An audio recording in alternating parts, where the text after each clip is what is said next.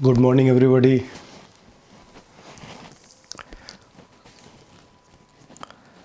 आज हम लोग बिहार सरकार का जो मॉडल सेट से कुछ पूछा हुआ क्वेश्चन है, उसी क्वेश्चन को हम लोग डिस्कस कर रहे हैं।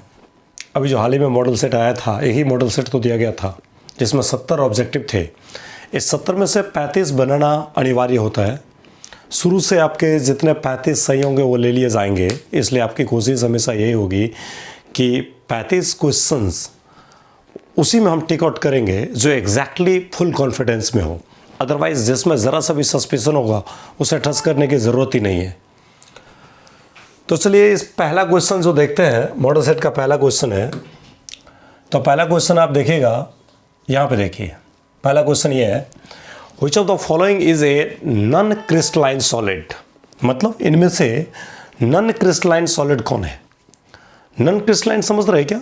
जो क्रिस्टलाइन नहीं है, मतलब जैसे आप बोलते थे अमorphous सॉलिड, याद होगा, झूठा सॉलिड, घटिया सॉलिड, मतलब ऐसा सॉलिड जो सॉलिड के नाम से कलंकित है, मतलब अच्छा सॉलिड नहीं है, लो क्वालिटी का सॉलिड है। तो आपको अगर याद हो लो क्वालिटी के सॉलिड के एग्जाम्पल, तो लो क्वालिटी के सॉलिड में कौन कौन था? जल्दी बोलो। रबर। अमorphous सॉलिड का एग्जांपल याद आ रहा है क्या? रबर होता है। स्पंज याद होगा, रबर होता है, स्पंज होता है, पेपर होता है, पेपर कागज, वुड लकड़ी होता है। ये सारे के सारे क्या थे? घटिया क्वालिटी के सॉलिड थे। अब इसी प्रकार से क्लॉथ्स ले लीजिए, इसी प्रकार से आप ग्लास ले लीजिए। ग्लास याद होगा ना, या ग्लास में भी एक और ग्लास लेते हैं आप, क्वार्ट्ज ग्लास। आप लेते होंगे क्वार्ट्ज ग्लास, या फिर से आप प्लास्टिक ले लीजिए या फाइबर ले लीजिए।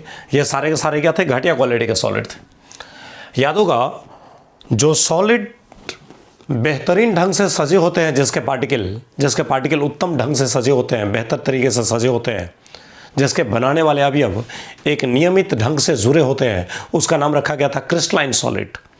और वैसा सॉलिड जिसके कांस्टेंट पार्टिकल बेढंगा तरीके से जुड़े होते हैं और नियमित ढंग से जुड़े होते हैं, जुड़ने का कोई क्रम नहीं होता है।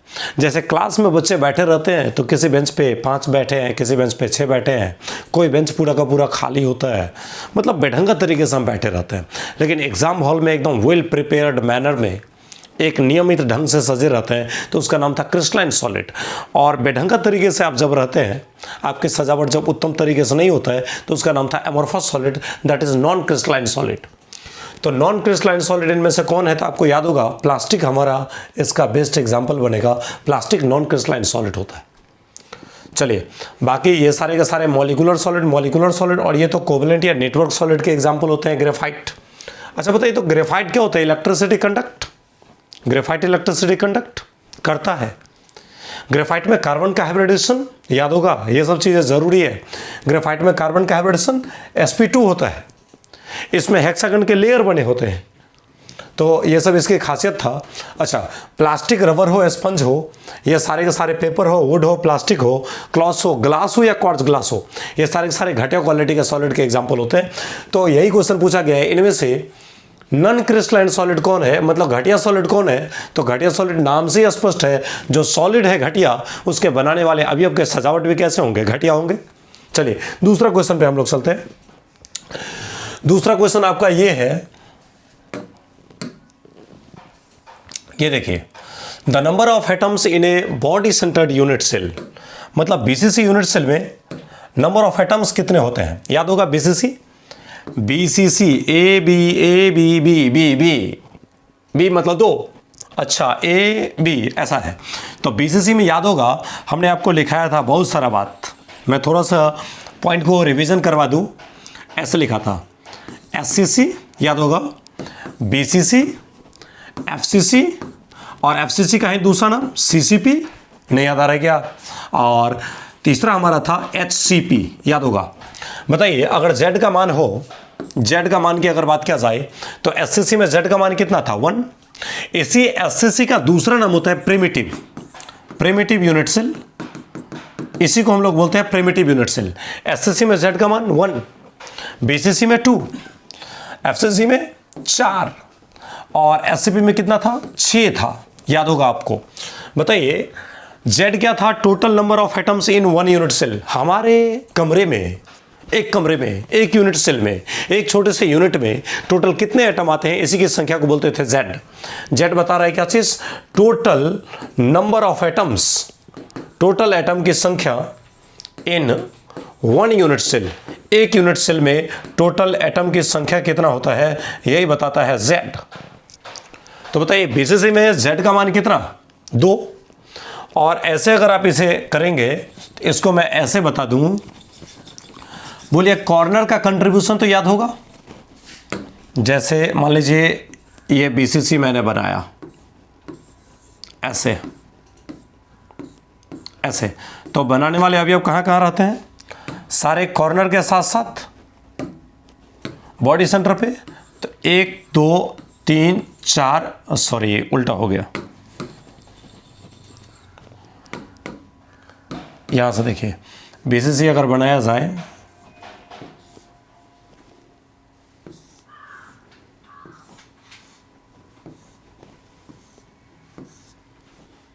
बोलिए इसमें अगर एटम को सजाने की बात हो तो 1 कोना, 2 कोना, 3 कोना, 4 कोना, 5 कोना, 6 कोना, 7 कोना, 8 कोना, यही था बीसीसी। अच्छा बताइए, तो बीसीसी में कंस्टेंट पार्टिकल जो थे, बनाने वाले अवयव जो थे, एटम्स हो, मॉलिक्यूल्स हो या आयंस हो, वो सारे के सारे कहाँ रहते हैं, कॉर्नर के साथ साथ बॉडी सेंटर पे। बॉडी सेंटर याद होगा कमरे के बीच में। तो अगर Z की बात किया जाए, total number of atoms in 1 unit cell की बात किया जाए, तो कॉर्नर का कंट्रीब्यूशन कितना था, 1/8 और गुना ऐसे ऐसे कितने कोने, 8 कोने, अब प्लस बॉडी सेंटर का तो पूरा का पूरा एटम हमारे कमरे के अंदर में है, तो पूरा का पूरा मेरा होगा। तो बोलिए 8 8 कर जाएगा तो 1 प्लस 1 कितना आ जाएगा, 2। बीसीसी में Z का मान कितना, 2। तो नंबर ऑफ एटम्स, एटम की संख्या in body centred unit cell, BCC में एटम की संख्या कितना होता है, तो बीसीसी में एटम की संख्या होता है 2। बीसीसी में एटम की संख्या 2। चलेगा, अगला क्वेश्चन में चलते हैं। तीसरा क्वेश्चन देखिए, तो तीसरा क्वेश्चन ऐसा है, क्वेश्चन क्या है, number of Bravais lattices in a cubic crystal. ध्यान देना, यहां पे अब सोचने वाली बात बहुत सारा आ गया है। अगर total number of crystal system पूछता ना, total number of crystal system तो 7 बोलते। Total number of Bravais lattice पूछता इन क्रिस्टल सिस्टम तो 14 बोलते।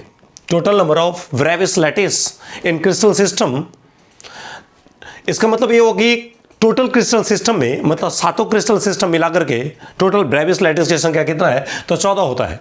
लेकिन ये पूछ रहा है ब्रेवियस लैटिस की संख्या पूछता है, लेकिन बस क्यूबिक क्रिस्टल में पूछता है, क्यूबिक में। और क्यूबिक क्रिस्टल में ब्रेवियस लैटिस मात्र 3 होते हैं। कौन सा, प्रिमिटिव होता है, बीसीसी होता है, एफसीसी होता है। क्यूबिक क्रिस्टल सिस्टम में, क्यूबिक के अंदर में जो ब्रेवियस लैटिस की संख्या होता है वो कौन कौन होता है, एक प्रिमिटिव होता है और एक प्लस बीसीसी होता है और प्लस एफसीसी होता है। प्रिमिटिव कहने का मतलब एससीसी। तो एससीसी, बीसीसी और एफसीसी ये तीनों होते हैं हमारे कहां पे, Bravais lattice cubic crystal system में। तो देखिए total number of Bravais lattice अगर पूछा जाता तो कितना लगाते आप, 14। Total number of crystal system पूछा जाता तो 7। लेकिन इसमें क्या पूछ रहा है, total number of Bravais lattice, यानी ब्रेवियस लैटिस की संख्या इन क्यूबिक क्रिस्टल में ब्रेवियस लैटिस की संख्या मात्र 3 होता है। कौन कौन रहता है, बीसीसी, एफसीसी और एक एससीसी जिसका दूसरा नाम है प्रिमिटिव। तो मेरे विचार से आप समझ गए होंगे, इसका आंसर होंगे 3। चलेगा, अगला चौथा क्वेश्चन को देखते हैं। चौथा क्वेश्चन तो समझने वाला है आपके लिए। यहां लाइए क्वेश्चन को, यहां। अब देखिए बड़ा आसान क्वेश्चन है। आपको याद होगा, जोरा जोरी भाग जाए महल्ला साइंस शॉर्ट कर जाए। जोरा जोरी भाग जाए कैटाइन के साथ अगर एनाइन फरार हो जाए तो महल्ला साइंस शॉर्ट कर जाए। और शॉर्ट करेगा तो कौन, डिफेक्ट, शॉर्ट की डिफेक्ट। कैटाइन के साथ एनाइन अगर भाग जाएगा, मान लीजिए अगर हमने इसको ऐसे समझाया, ये देखिए मान लीजिए यहाँ पे प्लस है, माइनस है, यहाँ प्लस है और यहाँ माइनस है, फिर प्लस है और माइनस है, प्लस है, सॉरी माइनस है। अब यहाँ से क्या हो कि ये कैटाइन, एक कैटाइन और एक एनाइन अगर महल्ला छोड़ के भाग जाए, यहाँ से कैटाइन और एनाइन अगर महल्ला छोड़ के भाग जाए, जैसे देखिए ये कैटाइन और साथ में इसके ये एनाइन, मतलब क्या हुआ, यहाँ का कैटाइन और यहाँ का एनाइन महल्ला से भाग गया। महल्ला से अगर भाग जाए, ऐसे भाग जाए, तो आप ही बताइए, जोरा जोरी भाग जाए महल्ला से, शॉर्ट कर जाए और शॉर्ट करे दे, शॉर्ट की डिफेक्ट याद होगा ना, शॉर्ट की डिफेक्ट और Frenkel defect, very very important for board exam. Schottky defect में क्या होता है, महल्ला से छोड़ के भाग जाता है, लेकिन फ्रैंकल डिफेक्ट यहाँ पे दिया हुआ है। फ्रैंकल डिफेक्ट में क्या होता है कि पोजीशन, अपने पोजीशन से आयन घसक के इंटरस्टिशियल साइट में चले जाते हैं, मतलब बगल के जो वैकेंसी होते हैं ना, उस वैकेंसी पे जाके चले जाते हैं, तो हमारा फ्रैंकल डिफेक्ट आ जाता है। और एब्सेंटर तो आपको याद होगा कि NaCl के क्रिस्टल को जब गर्म किया जाता था तो अंदर से Cl- भाग जाता था, जहां पे सोडियम का इलेक्ट्रॉन जाके ट्रैप हो जाता था, और उसी सेंटर का नाम था एब्सेंटर। एब्सेंटर that is colour centre for विजेंटर। तो भागने का काम किस में होता है, शॉर्ट की में। और जैसे ही भाग जाएगा, कैटाइन के साथ एनाइन अगर फरार हो जाएगा, तो आप ही बताइए ना, यहां से कैटाइन के साथ एनाइन अगर भाग जाएगा, तो भागने का मतलब महल्ला में आयन की कमी आ जाएगा, और आयन की कमी होगा तो उसका मास कम हो जाएगा। और आप जानते हैं क्या चीज, तो आप जानते हैं डेंसिटी बराबर क्या होता है, मास बटा वॉल्यूम। तो अगर मास में कमी आ गया तो साथ में डेंसिटी में भी क्या होगा, कमी आ जाएगा। तो बोल रहा है कि इनमें से किस डिफेक्ट में डेंसिटी कम होता है, तो शॉर्ट के डिफेक्ट में डेंसिटी क्या होता है, कम होता है, क्योंकि शॉर्ट के डिफेक्ट में कैटाइन के साथ एनाइन फरार हो जाता है। और एक यहां से इंपॉर्टेंट क्वेश्चन होता है कि शॉर्ट के और फ्रैंकल में क्या डिफरेंस होते हैं, ये भी आपके लिए वेरी वेरी इंपॉर्टेंट होते हैं। चलेगा, पांचवा क्वेश्चन पे हम लोग चलते हैं। पांचवा क्वेश्चन हमारा कहता है, क्या कहता है, देखिए देखिए कितना आसान क्वेश्चन पूछा है। मोलारिटी, हमें लगता है बच्चा बच्चा को ये बात याद होगा। मोलारिटी मतलब क्वेश्चन में कोई दम ही नहीं है, 11th के बच्चे को ये सब बात पता रहता है। मोलारिटी, अब बताइए मोलारिटी की अगर बात किया जाए, मोलारिटी का सिंबल क्या लेते होंगे, बड़ा वाला एम, कैपिटल एम, मोलारिटी। तो मोलारिटी निकालने के लिए आप जानते हैं ना, जल्दी बोलो जल्दी बोलो, मोलारिटी निकालने के लिए सॉल्यूट के मोल को ऊपर, सॉल्यूशन के वॉल्यूम को नीचे, और वो भी सॉल्यूशन का वॉल्यूम किस में, लीटर में चाहिए।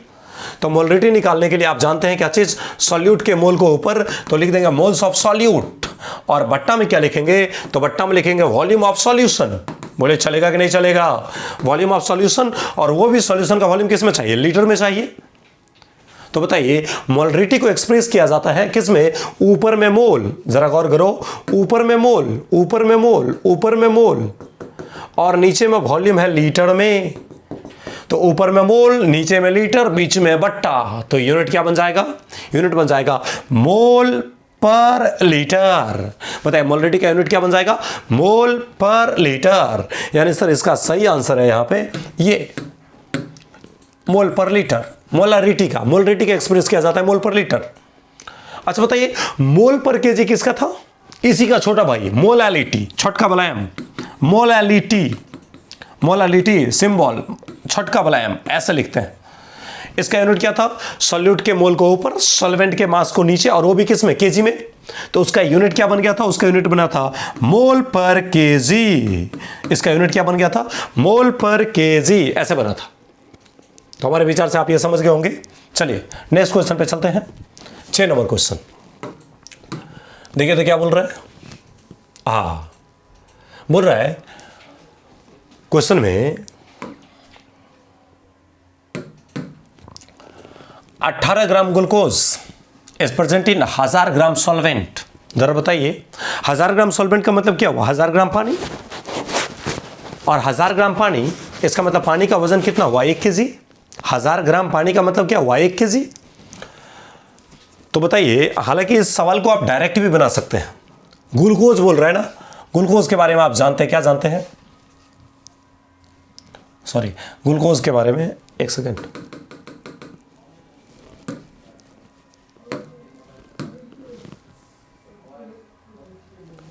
देखिए ग्लूकोज के बारे में आप जानते हैं, ग्लूकोज का फॉर्मूला बताए तो C6H12O6। ग्लूकोज मिठास जिसमें आती है, बोलिए यहां पर कार्बन का मास नंबर कितना होता है 12, हाइड्रोजन का 1 और ऑक्सीजन का कितना 16। बताइए तो अगर इसका मोलर मास निकाला जाए, ग्लूकोज का मोलर मास तो हमें लगता है बच्चा को याद होगा, जल्दी बताओ तो कितना होगा ग्लूकोज का मोलर मास? सारे भाई को याद होना चाहिए। 12 छक्के 72 और प्लस 1 को 12 से गुना किया 12 प्लस 16 छक्का 96, मतलब जोड़ जार के आ जाएगा 180, यानी आ जाएगा 180। और मोलर मास का यूनिट क्या होता है? ग्राम पर मोल। इस सवाल को आप चाहें तो डायरेक्ट भी बना सकते हैं, डायरेक्ट फॉर्मूला से। कैसे बनाते हैं ध्यान दीजिएगा, मैं फॉर्मूला पहले लिख रहा हूं। मोलैलिटी। देखिए मोलैलिटी निकालने के लिए हमें क्या चाहिए ना, डेंसिटी चाहिए। तो मोलैलिटी अगर इसमें देखिए आंसर दोनों का दोनों है, मोलल भी है और मोलर भी है। तो मोलैलिटी अगर इसका निकाला जाए तो मोलैलिटी निकालने के लिए हम लोग क्या करते हैं, तो हम लोग यहां पे लिखेंगे मास ऑफ सॉल्यूट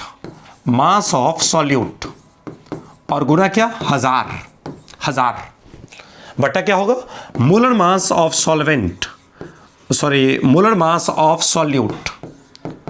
का मोलर मास। गुना क्या है, तो गुना है मास ऑफ सॉल्वेंट, और वो भी सॉल्वेंट का मास किसमें, ग्राम में चाहिए। बताइए डायरेक्ट फार्मूला से अगर आप निकालिएगा तो मास ऑफ सॉल्यूट कितना है, 18 ग्राम। तो 18 दिया गुना 1000, ये तो फार्मूला का 1000 है, 1000 दे दिया, और बट्टा मोलर मास ऑफ सॉल्यूट। बताइए ग्लूकोज का मोलर मास कितना होता है, 180 दे दिया, गुना मास ऑफ सॉल्वेंट इन ग्राम। बताइए सॉल्वेंट का मास ग्राम में दिया हुआ है 1000 दिया हुआ है। तो अभी बताइए 1000 से 1000 तो आराम से कट जाएगा।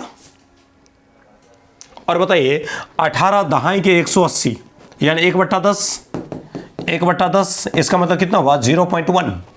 और बताइए मोलैलिटी के लिए क्या लगाना पड़ता है, मोलल, छोटका एम लिख दीजिए, या मोलल इसे आप बोल सकते हैं।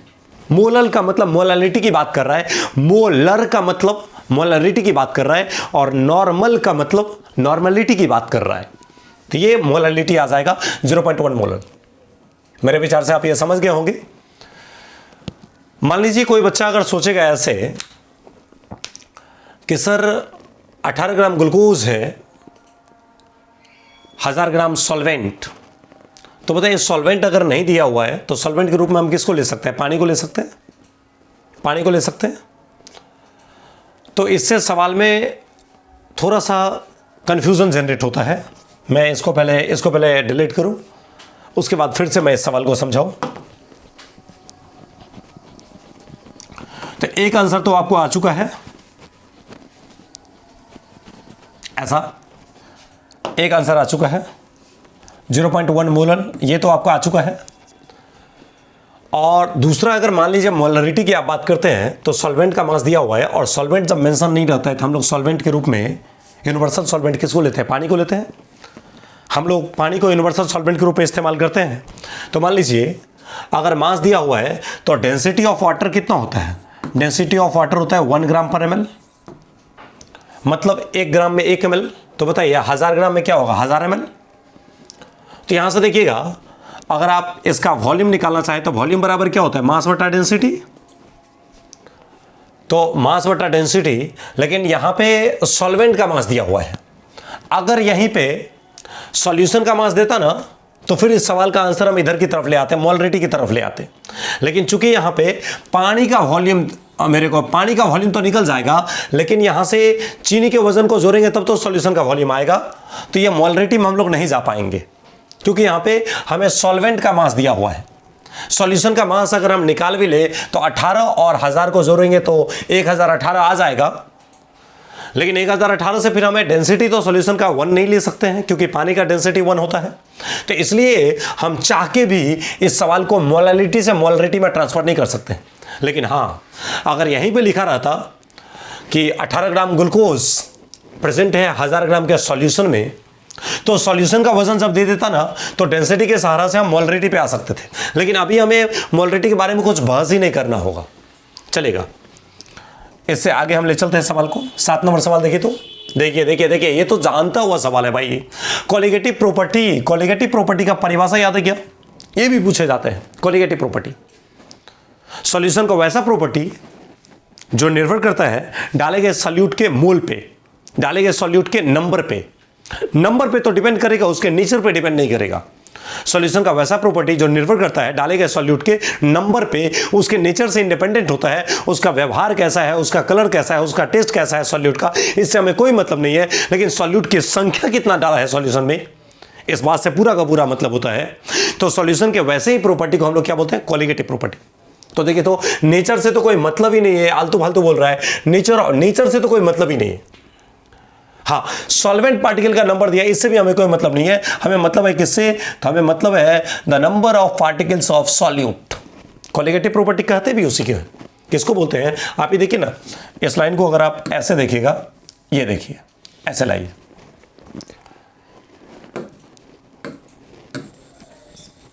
देखिए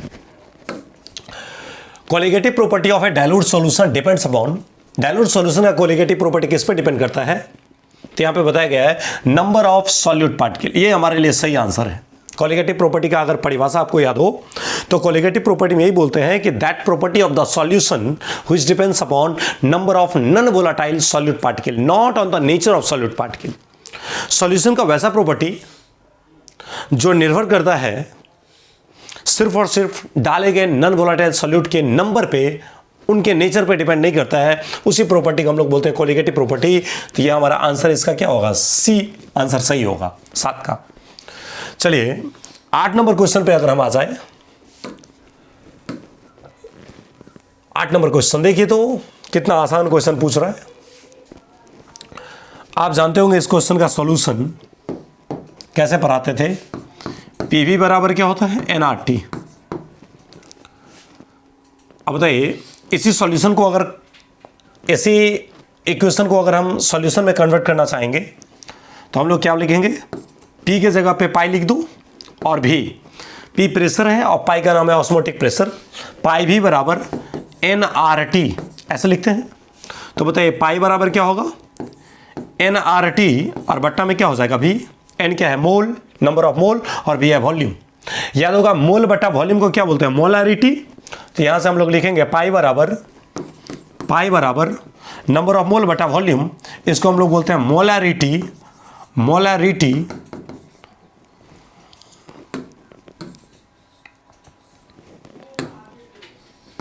मोलारिटी अगुना क्या होगा, आरटी। बताइए पाई बराबर, मोलारिटी का है दूसरा नाम होता है कॉन्सेंट्रेशन, तो लिख दिया कंसंट्रेशन, और गुना में क्या होगा, आरटी। बोले चलेगा कि नहीं चलेगा, पाई बराबर कॉन्सेंट्रेशन गुना आरटी। अच्छा बताइए तो पाई बराबर कॉन्सेंट्रेशन का सिंबल क्या लेते हैं, सी, और गुना में क्या होगा, आरटी। अब बोलिए सी अगर बराबर को उधर है उसको अगर नीचे लाए तो क्या होगा, पाई बट्टा सी बराबर क्या होगा, आरटी। तभी ना गुना को गुना करोगे तो सी ऊपर चला जाएगा, तो पाई बराबर सी आर टी, पाई बट्टा सी बराबर आर टी, पाई बराबर C R T, C R बट्टा टी गलत है, पाई बराबर क्या है, सी आर टी। चलिए इसको मैं अब मिला के एक बार आपको दिखा दूं, पाई बराबर निकल के आया है सी आर टी। देखिए पाई बराबर सी आर टी, इसको क्या कर सकते हैं, सी को इधर लाइए, तो पाई बट्टा सी बराबर क्या होगा, आर टी। अब कोना कोनी गुना होगा, क्रॉस मल्टीप्लिकेशन, तो पाई बराबर क्या हो जाएगा, सी आर टी। 8वां क्वेश्चन इस तरह से हो जाएगा, पाई बट्टा सी बराबर आर टी, यानी ऑप्शन कौन सा सही है, बी ऑप्शन सही है। चलिएगा 9 नंबर क्वेश्चन में चलते हैं। 9 नंबर क्वेश्चन में देखिए क्या बोल रहा है, ये फैराडे के सेकंड लॉ का क्वेश्चन है। The amount of electricity required to deposit 1 mole of copper from copper sulphate solution. Copper sulphate का सॉल्यूशन लिया जाए, एक कॉपर सल्फेट का सॉल्यूशन लिया, कॉपर सल्फेट का सॉल्यूशन। बताइए कॉपर सल्फेट में आपको पता होगा सल्फेट टूटेगा SO4-2, और कंपाउंड तो पूरे के पूरे न्यूट्रल होंगे। न्यूट्रल कहने का मतलब जितना निगेटिव उतना ही क्या होंगे, पॉजिटिव होंगे, और जितना निगेटिव उतना ही पॉजिटिव का मतलब क्या हुआ, -2 है, तो कॉपर पे क्या आ जाएगा, +2। और ध्यान देना इस क्वेश्चन को बनाने का सबसे आसान तरीका ये है कि जितना चार्ज आएगा ना उतना ही फैराडे, अगर इसको जितना इस पे चार्ज आएगा उतना ही फैराडे चार्ज अगर यहां से ट्रांसफर किया जाए रॉड से, ट्रांसफ़र किया जाए तो ये पूरा का पूरा जाकर के उस पर डिपॉजिट हो जाएगा। जैसे मान लीजिए अगर यहाँ पे चार्ज रहता Al+3, तो अंदाजा करो ना, Al+3 को Al में जाने के लिए +3 से 0 में जाने के लिए कितना चाहिए? तीन फैराडे चार्ज चाहिए। तो कॉपर +2 है, तो कॉपर +2 से कॉपर न्यूट्रल जमा होने के लिए कितना चाहिए? 2 फैराडे चार्ज चाहिए। तो अगर 2 फैराडे चार्ज इसे दिया जाएगा तो ये 1 मोल डिपॉजिट हो जाएगा। अगर इस एल्युमिनियम +3 को 3 फैराडे चार्ज दिया जाएगा तो ये 1 मोल एल्युमिनियम डिपॉजिट हो जाएगा रॉड पे। मान लीजिए, मेरे कहने का मतलब ये हुआ कि मान लीजिए कहीं पे Na+1 है, तो इसे कितना निगेटिव दिया जाए, कितना इलेक्ट्रॉन दिया जाए, तो 1 मोल इलेक्ट्रॉन डालेंगे तो 1+ को 1 मोल इलेक्ट्रॉन अगर मिल जाएगा तो वो पूरा का पूरा 1 सोडियम न्यूट्रल बन जाएगा। यानी 1 मोल सोडियम डिपॉजिट जमा करवाने के लिए 1 मोल इलेक्ट्रॉन चाहिए, और 1 मोल इलेक्ट्रॉन का चार्ज कितना होगा? 1 फैराडे। तो बताइए, कॉपर +2 से कॉपर पे जमा होने के लिए, इसको मैं ऐसे समझा दूं, सीधे समझो। ऐसे क्वेश्चन को तो यूं चुटकी में लेके मसल दो, सीधे बात फिनिश कर देता है तुरंत में। ऐसे जैसे देखिए, हमने लिखा Na+1, लिखा Mg+2, लिखा Al+3, ऐसा लिखा मान लीजिए, और इस सोडियम का नहीं कुछ दिया है तो कितना मोल है? 1 मोल है। 1 मोल है तो इसे 1 मोल को न्यूट्रल बनाने के लिए कितना चाहिए? 1 मोल इलेक्ट्रॉन का चार्ज चाहिए। इसके 1 मोल को न्यूट्रल बनाने के लिए 2 फैराडे चार्ज चाहिए, क्योंकि 2 मोल इलेक्ट्रॉन चाहिए। इसमें अगर इस Al+3 को न्यूट्रल करना है, Al न्यूट्रल में ले जाना है, तो बताइए +3 में कितना डालेंगे? 3 फैराडे चार्ज डाल लो, 3 मोल इलेक्ट्रॉन का चार्ज डाल दोगे तो 3+ और 3 इलेक्ट्रॉन आएगा, तो 3+ 3- न्यूट्रल हो जाएगा। तो आप ही बताइए ना, +3 को 0 में ले जाने के लिए 3 फैराडे चाहिए, तो इससे क्या होगा? 1 मोल एल्युमिनियम जमा होगा। तो आप ही देखिए, आप क्वेश्चन को पढ़िए, the amount of electricity required, कितने मात्रा में इलेक्ट्रिसिटी की जरूरत होती है टू डिपॉजिट जमा होने के लिए 1 mole of copper from copper sulphate solution. Copper sulphate का सॉल्यूशन है, इस बर्तन में कॉपर सल्फेट है, वो कॉपर सल्फेट कैसे टूटेगा? Cu+2 और SO4-2। और बताइए, 1 मोल कॉपर प्राप्त करना है तो 1 मोल को पूरा का पूरा डिपॉजिट करवाने के लिए कितना चार्ज चाहिए? 2 फैराडे चार्ज चाहिए। सीधे दिखाई दे रहा है, 2 फैराडे चार्ज चाहिए। हो गया, बात खत्म है। हाँ, यहीं पे अगर 2 मोल दे देता तो 1 मोल के लिए 2 फैराडे अगर चार्ज चाहिए तो 2 मोल के लिए कितना चाहिए? 4 फैराडे। ऐसे लगा देते तो चलेगा, हमारा आंसर क्या हो जाएगा? 2 फैराडे। समझ गए? चलिए 10 नंबर क्वेश्चन पे चलते हैं। 10 नंबर क्वेश्चन को अगर देखा जाए, देखिए, which one is the correct equation which represent Faraday first law of electrolysis. Faraday के पहला लॉ को कौन दिखाता है? याद है?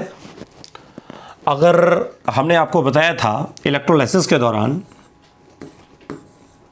एक हमारा ये बैटरी और एक ऊपर से आएगा महाबैटरा, और एक रहेगा एनोड और एक रहेगा कैथोड।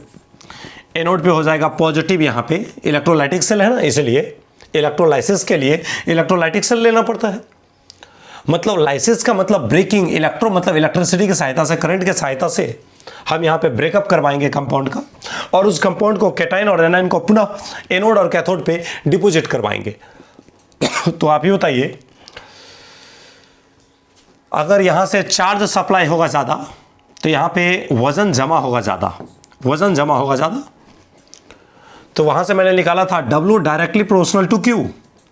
W क्या था? वेट, और Q क्या है? चार्ज। तो आपको पता होगा फैराडे फर्स्ट लॉ से W directly proportional to Q, यानी अगर चार्ज सप्लाई करोगे ज़्यादा तो वजन जमा होगा ज़्यादा। इसका मतलब वजन का चार्ज के साथ क्या है? डायरेक्टली प्रोपोर्शनल का रिलेशन है। बताइए, यहीं से अगर प्रोपोर्शनैलिटी हटेगा, समानुपाती हटेगा तो कांस्टेंट लगेगा, तो क्या बन गया था? W बराबर Z गुना Q। याद है Z का नाम?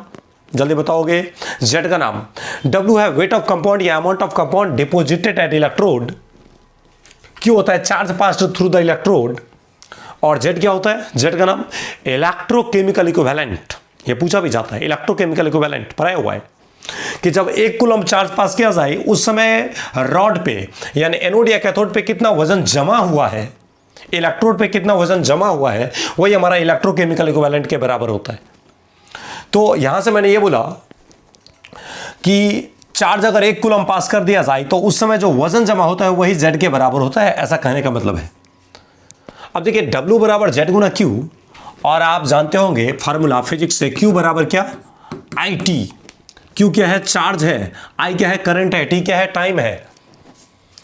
तो बताइए इसमें से अगर टाइम के टर्म में दिया हुआ है फार्मूला, तो हम W बराबर अगर लिखे Z, Q के जगह पे क्या लिखेंगे, IT, Z Q के जगह क्या लिखेंगे, IT, तो W बराबर ZIT। W यानी वजन है। मान लीजिए वजन को इसने मास से ट्रांसफर किया है, तो हम यहां पे फार्मूला को वजन को मास से ट्रांसफर कर सकते हैं। हम ऐसा लिखें, मास बराबर IT और Z है, Z तो है, M बराबर वेट को हमने मास मान लिया, क्योंकि केमिस्ट्री में मास और वेट दोनों तो बराबर ही होते हैं ना। केमिस्ट्री में आप जानते होंगे W बराबर mg होते हैं। तो हम लोग गैसियस पार्टिकल के लिए ज़्यादा बातें करते हैं, इसलिए ग्रेविटी का असर गैसियस पार्टिकल पे जीरो नहीं होता है। इसका मतलब हमारे लिए वेट और मास दोनों आपस में क्या होते हैं, बराबर होते हैं, लेकिन फिजिक्स के अनुसार बराबर नहीं होते हैं। तो बताइए अगर वेट की जगह बात किया जाए तो Z उस पार रहना चाहिए ना, वेट अगर इस पार रहेगा तो Z उस पार रहेगा। तो वेट इस पार है, Z भी इसी पार है, मतलब ये गलत हो गया।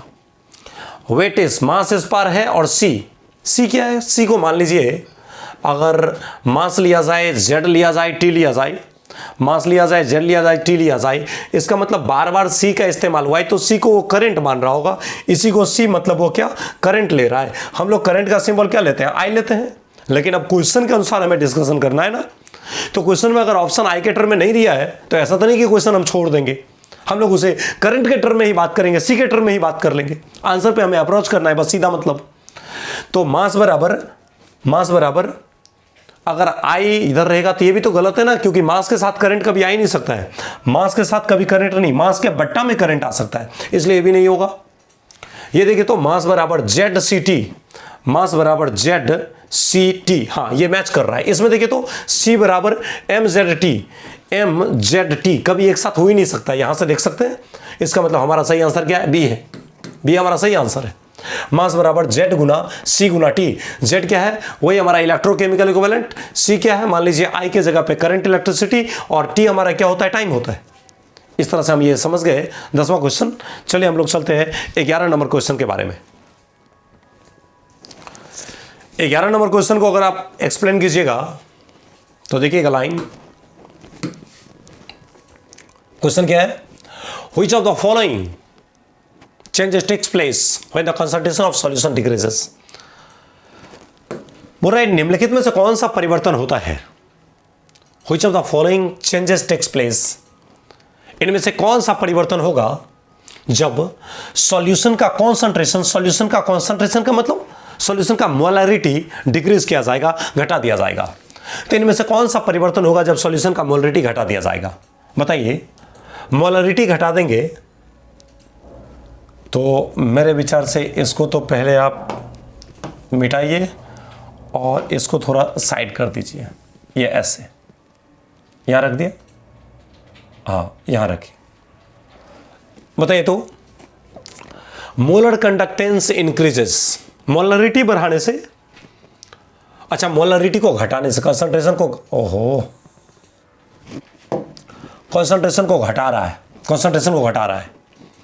बताइएगा लाइन, सोचिए तो।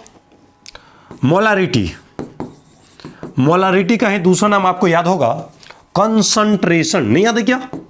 मोलारिटी का ही दूसरा नाम क्या होता है? कंसंट्रेशन। या इसी का एक और नाम आपको याद होगा, जल्दी बताओ। मोलारिटी, कंसंट्रेशन, इसी का एक्टिव मास, इसी का नाम हमारा होता है एक्टिव मास। ये केमिकल काइनेटिक्स में इस्तेमाल किया जाता है ज्यादातर। Rate of reaction directly proportional to multiplication of active mass of each reactant, याद होगा। रेट लॉ का डेफिनेशन इसी एक्टिव मास के टर्म में दिया जाता है। तो मोलारिटी को कम कर देगा तो सब में मोलर कंडक्टेंस दे रहा है, molar conductance, molar conductance, molar conductance, molar conductance, molar conductance. यानी फार्मूला हमें से ये पूछ रहा है लैम्डा एम बराबर के गुना 1000 और बट्टा में क्या होता है मोलारिटी या कॉन्सेंट्रेशन, जो भी लिखना चाहते हैं लिख सकते हैं, मोलारिटी या कॉन्सेंट्रेशन जो भी लिखे। तो बताइए अगर कॉन्सेंट्रेशन को घटाएंगे क्वेश्चन में बोल रहा है कि मोलरिटी को अगर घटा दोगे तो मोलरिटी अगर कम होगा तो बताइए डिनोमिनेटर घटेगा तो न्यूमरेटर क्या होगा, बढ़ेगा ना। रिजल्ट क्या होगा, इसका बढ़ जाएगा। मोलरिटी अगर घटेगा तो लैम्डा एम का मान क्या होगा, बढ़ेगा, यानी मोलर कंडक्टेंस इंक्रीजेस। तो ये लिख रहा है नो चेंज, यानी ये तो पहले गलत है। ये बोल रहा है मोलर कंडक्टेंस घटेगा, ये भी गलत है। ये बोल रहा है मोलर कंडक्टेंस घटेगा, ये भी गलत है। लेकिन हाँ, ये बोल रहा है मोलर कंडक्टेंस इंक्रीजेस, यानी इसका ए ऑप्शन सही है। ए ऑप्शन सही है, इसका ए सही है। देखिए लाइन, तो इसके अगर बात किया जाए,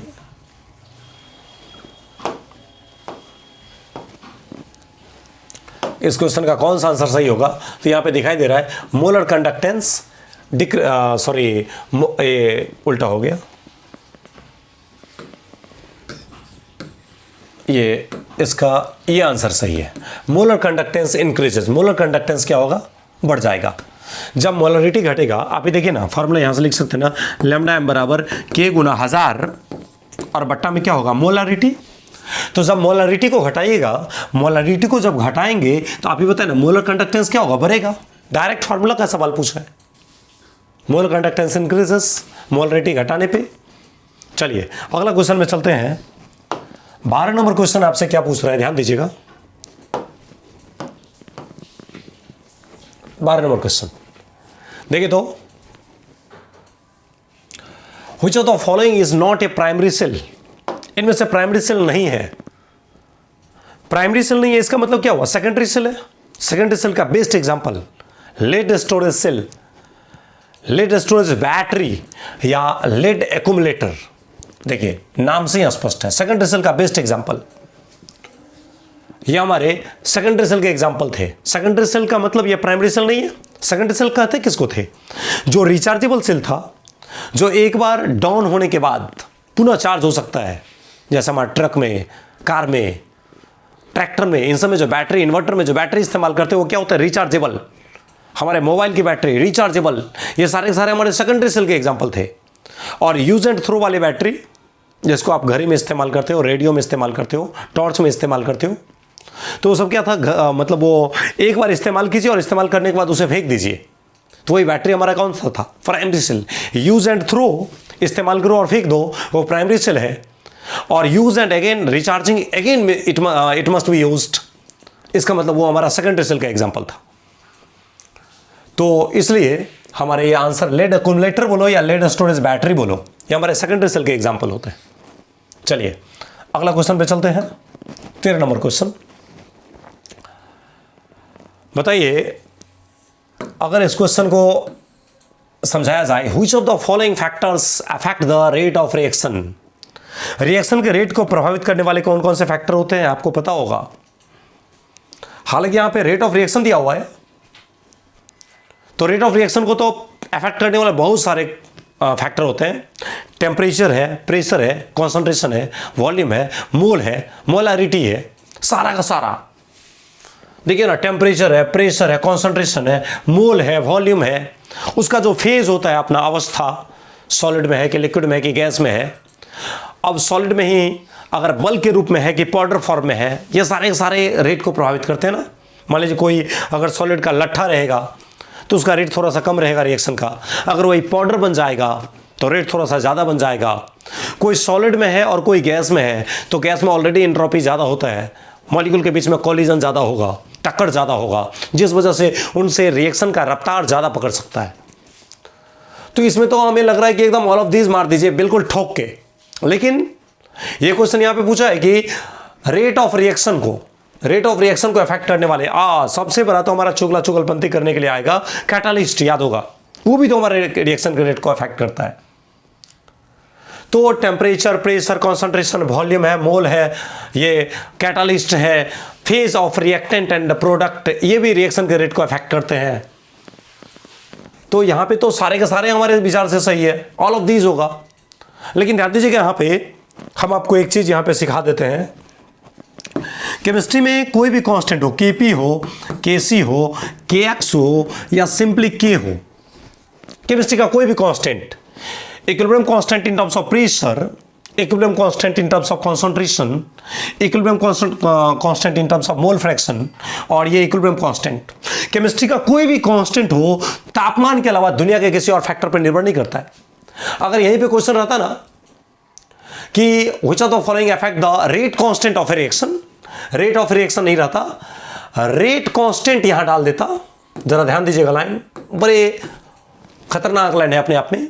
अगर इसी क्वेश्चन में डाल देता which of the following factors affect the rate constant of A reaction, इनमें से कौन से फैक्टर रिएक्शन के रेट कांस्टेंट को पकड़ रहा है, तो रेट कांस्टेंट सिर्फ और सिर्फ डिपेंड करता है टेम्परेचर पे। रेट कांस्टेंट सिर्फ और सिर्फ किस पे डिपेंड करता है, टेम्परेचर पे डिपेंड करता है।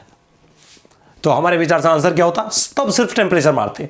लेकिन अभी तो रेट ऑफ रिएक्शन पूछ रहा है ना, तो रेट ऑफ रिएक्शन तो किसी पे सब पे निर्भर कर रहा है। टेम्परेचर है, प्रेशर है, कॉन्सेंट्रेशन है, वॉल्यूम है, मोल है, कैटालिस्ट है, इन सारे फैक्टर पे हमारे रिएक्शन के रेट डिपेंड करते हैं।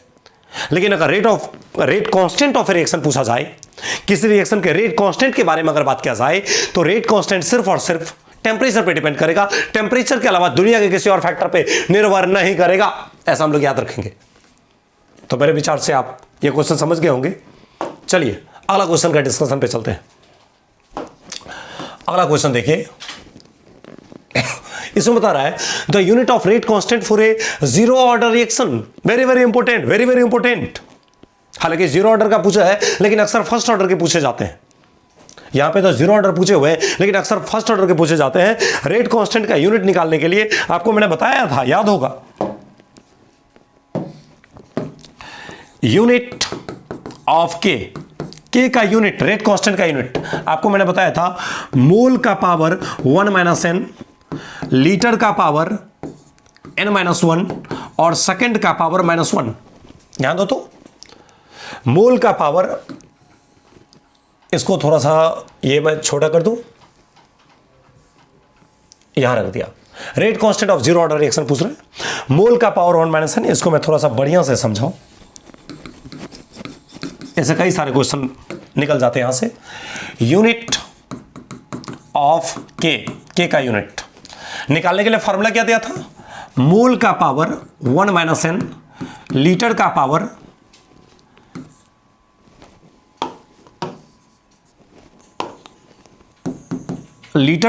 n-1 और सेकंड का पावर -1।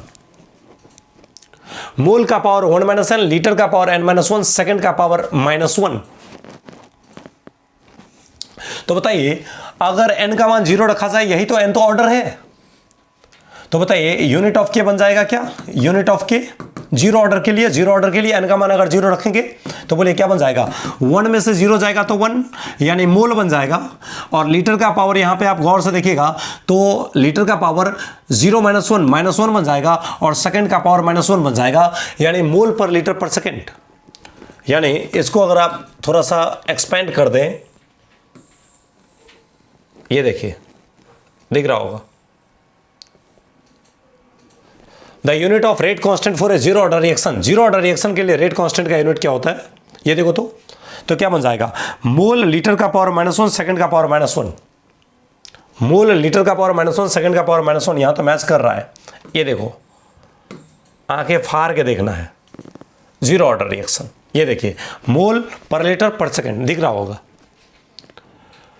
तो कहने का मतलब यहां पे यह है कि जीरो ऑर्डर का तो ये बन जाएगा।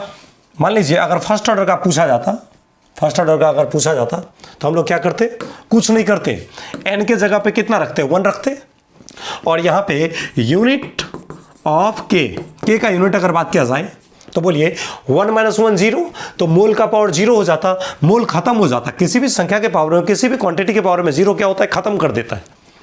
तो 1 - 1 0 हो जाता, और यहां से 1 - 1 ये भी 0 हो जाता।